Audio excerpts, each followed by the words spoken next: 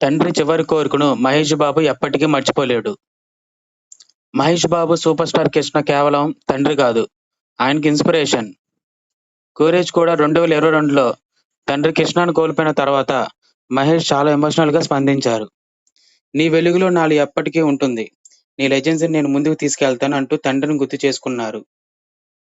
కానీ అసలు ఎమోషనల్ విషయం ఏంటంటే, కృష్ణ, మహేష్ ఒక మైథలాజికల్ సినిమాలో నటించాలని ఎప్పటినుంచో కోరిక ఉండేదట. మహేష్ మాత్రం అప్పట్లో కోరిక నెరవేర్చలేకపోయారు. తర్వాత 2025లో వారణాసి అనౌన్స్‌మెంట్ ఈవెంట్‌లో మహేష్ తన తండ్రి కోరికను గుర్తు చేసుకుంటూ, ఇప్పుడాయన వింటున్నారని ఆశిస్తున్నాను అంటూ ఎమోషనల్ అయ్యారు. ఒక తండ్రి కల ఒక కొడుకు మనసులో సంవత్సరాల తర్వాత కూడా అలాగే ఉండిపోయింది. ఇలాంటి నిజమైన ఎమోషనల్ స్టోరీస్ కోసం ఛానెల్ సబ్స్క్రైబ్ చేయండి. Thank you watch.